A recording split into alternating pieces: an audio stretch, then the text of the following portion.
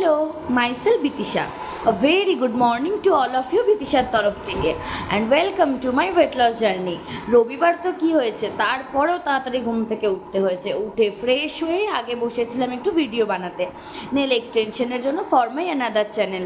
তারপরেই বেরিয়েছিলাম ওই বাড়ি যাওয়ার জন্য। সানডেতে আমি বেসিক্যালি ও বাড়িতেই যাই।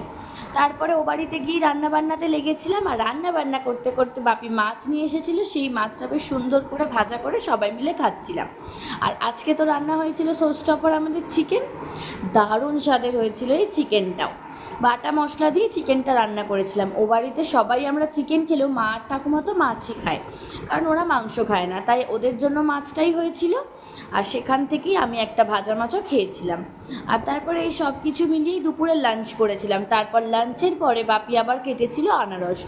দারুণ স্বাদের ছিল আনারসটাও, বেশ মিষ্টি ছিল। অনেকেই আছে যারা আনারস টক হয় বলে অতটাও খেতে পছন্দ করে না, কিন্তু আমার বেশ ভালোই লাগে। আর আর এই সমস্ত ফ্রুটস যেরকম আনারস, নারকেল, তারপরে তরমুজ, এগুলো আনলে কাটার রেসপন্সিবিলিটি থাকে আমার বাপির উপরেই। তারপর সন্ধেবেলাতে সামান্য একটু চাট মশলা, তার সাথে একটু ভাজা মশলা মিশিয়ে খেয়ে নিয়েছিলাম।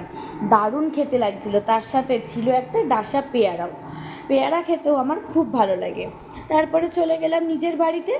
তারপরে গিয়ে ভালো করে ফ্রেশ হলাম, দিয়ে স্কিন কেয়ার করলাম। রাত্রিবেলাতে আমার পেটে খাওয়ার মতো আর একটুও জায়গা ছিল না, কিন্তু আইসক্রিম দেখে লোভ সামলাই কী করে। তারপরে নিলাম ঘুমানোর প্রিপারেশান। জানিও ভিডিওটা কেমন লাগলো। টাটা।